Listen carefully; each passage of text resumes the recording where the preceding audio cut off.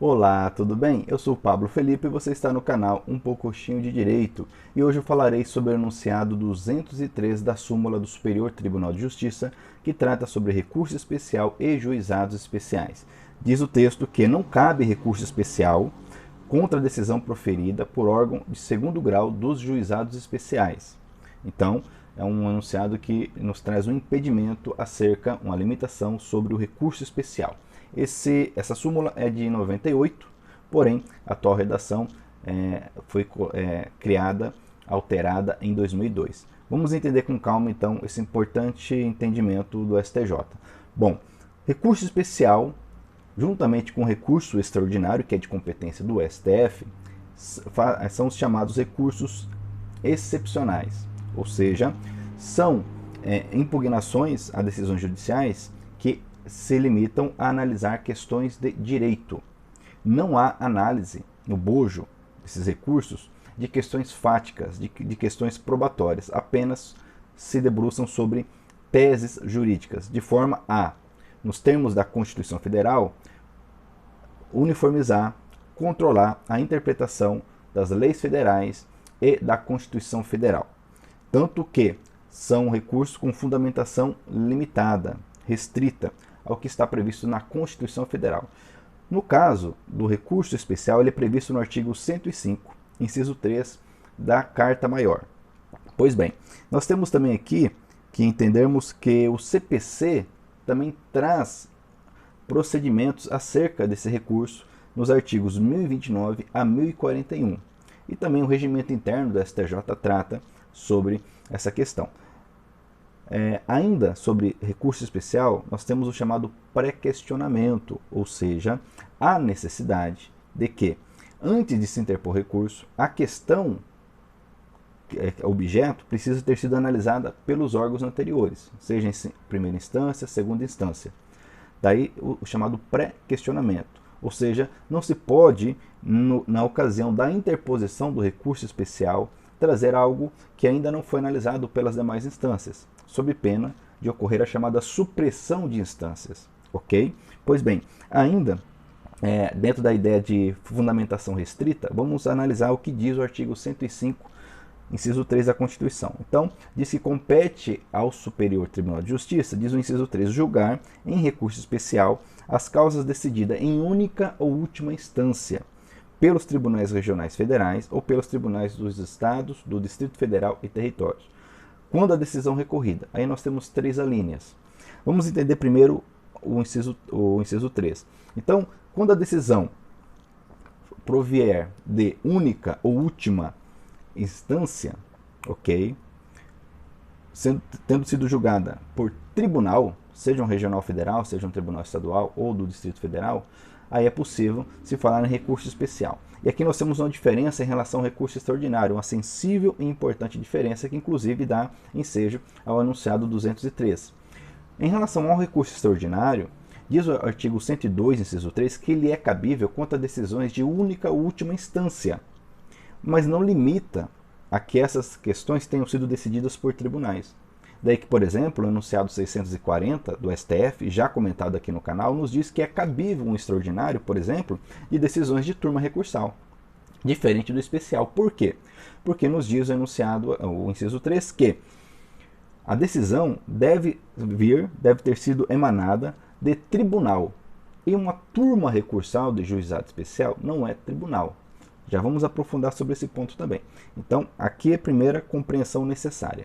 E quais são as matérias que podem ser analisadas em um recurso especial? Então, vai me dizer aqui a linha A, B e C do inciso 3 do 105. Que quando a decisão recorrida contrariar tratado ou lei federal ou negar-lhe vigência. Isso porque o STJ é o guardião da Constituição, é o guardião da legislação infraconstitucional, da legislação federal.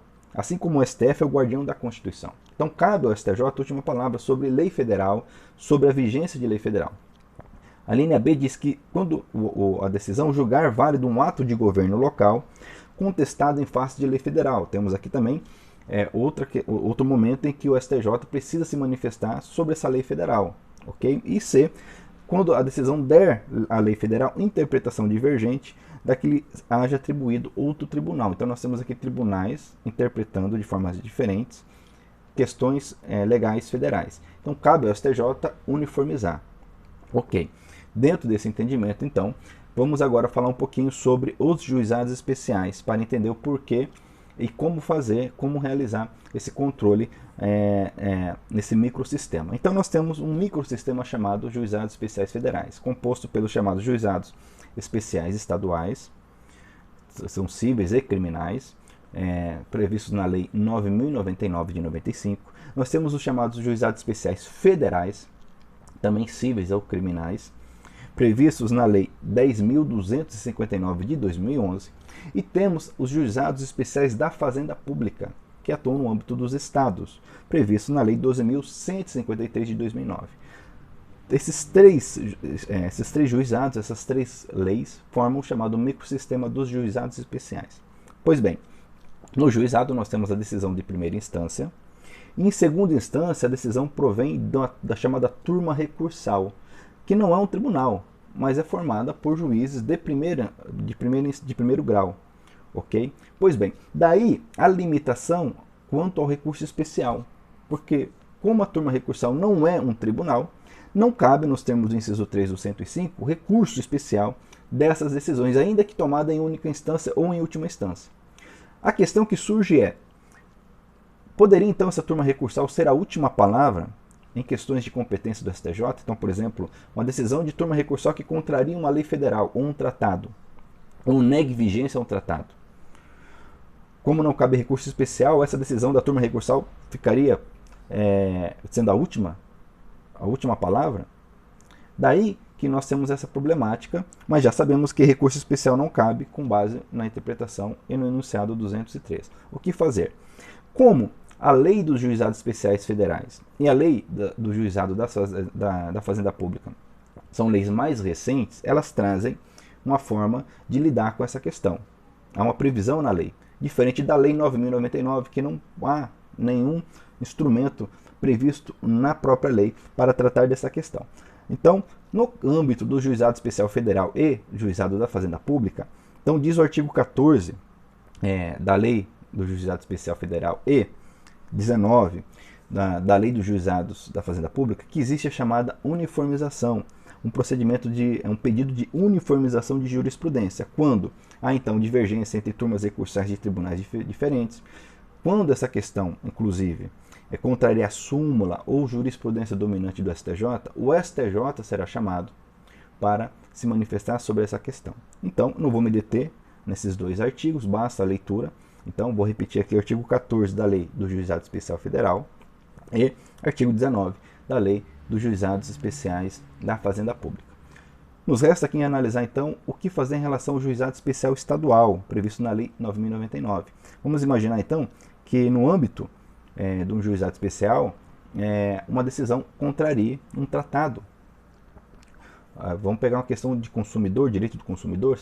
Sabemos que no que diz respeito à perda de bagagem, a questão da indenização, da reparação, ela provém do tratado da chamada Convenção de Viena, Convenção de Montreal.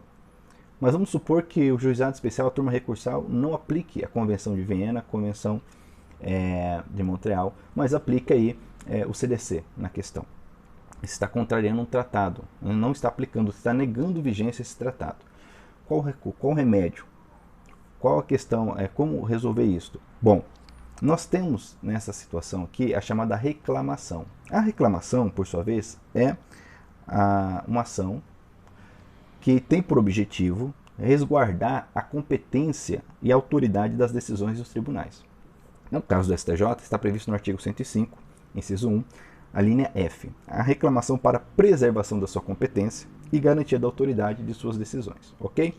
Pois bem, ocorre que nós temos aqui uma resolução do STJ, a resolução de número 3 de 2016, que trata dessa questão.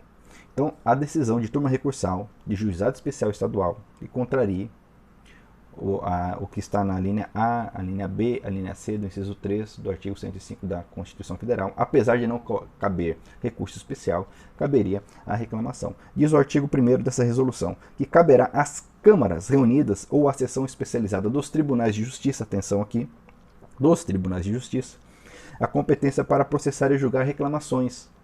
Eu não vou continuar a leitura, mas vou dizer que são reclamações por conta de não observação da jurisprudência dominante do STJ. Então, o STJ, em tese, ele precisaria conhecer essas reclamações oriundas de todas as turmas recursais.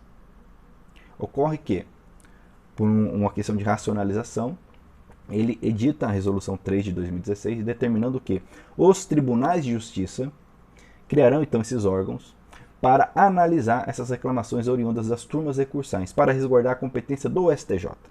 Essa resolução é bem polêmica, a sua constitucionalidade é questionada, alguns tribunais já questionaram, outros aplicam sem nenhum questionamento, mas o fato é que, em termos de juizados especiais federais, não cabe recurso especial. O que fazer quando a turma recursal decide de forma a ferir, a contrariar o que a Constituição prevê em relação ao STJ?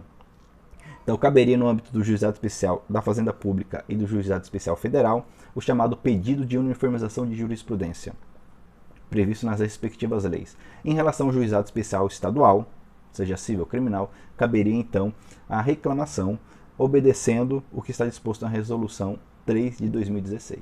Ok? E com isso nós analisamos mais um enunciado, o 203 do STJ. Te aconselho também a ver o nosso vídeo sobre o enunciado 640 do STF, que trata de assunto parecido, similar, ok? E agradeço por você curtir o nosso vídeo, comentá-lo e também obrigado por estar inscrito em nosso canal e até nosso próximo vídeo.